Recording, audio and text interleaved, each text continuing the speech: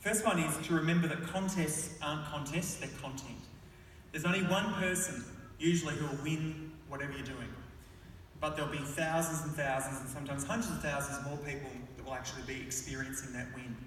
You're designing the contest or the promotion for them, not the winner. The winner is the bait to the hook, but the fish you want to catch are more listeners. So please make sure that you are thinking about contests as content. How is this going to sound?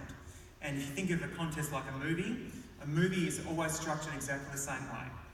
It opens up with a premise. About 10 minutes into the movie, something changes. About halfway through the movie, there's a midpoint where everything's looking glum. 10 minutes before the end, it sort of resolves itself. And that's the story of a movie. And contests should be built the same way. Where you're starting it in week 1 is not where you're going to finish it in week 4. But don't just think about launch and final result. You've got to think about weeks 2 and 3, and every single day on the air, what is the story that people are going to tell each other that day? So remember their content. The second thing is to focus on the surprise element and not just the prize. So many contests I hear now focus so much on the prize. And after a while, prizes are wallpaper. Unless your prize is so remarkably different to anything else before, then it's exactly the same. You need to be bolder and braver about the surprise element. And we saw some great examples from Noel's presentation earlier today, those that were there, about contests that do that focus on the surprise. How are you surprising listeners? Surprising the listeners that are listening to the competition, not just the ones that are winning. Because sometimes we also think about surprising the winner, but we need to surprise the audience along the way. There has to be something they don't expect. Don't always think that they're in the world that we are. We know how contests run.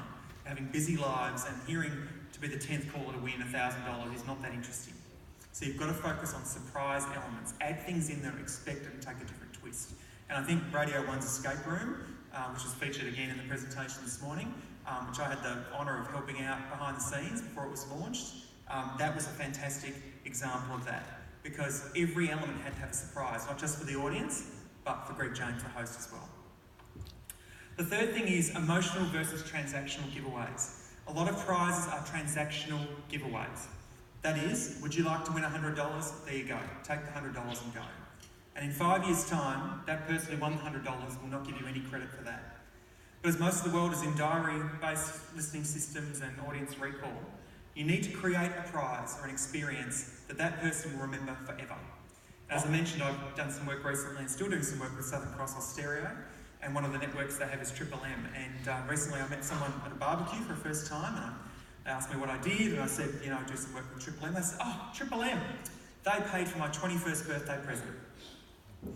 This woman was 45 years old. She'd remembered for 24 years that Triple M was the radio station that gave her a 21st birthday present.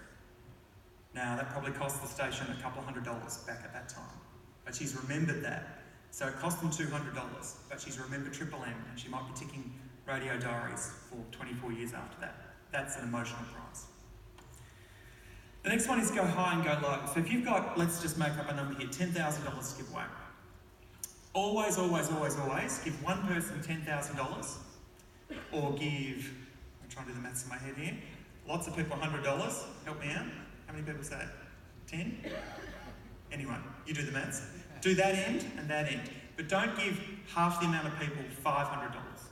Because again, it doesn't mean anything. It's an immemorable amount. You want to try and give people amounts that they're going to change their life with. The $10,000 is a big deal to lots of people. Or they can do something significant with $100 and you impact more people. So always make sure you're doing high and low. The middle is nowhere land. Don't play in the middle.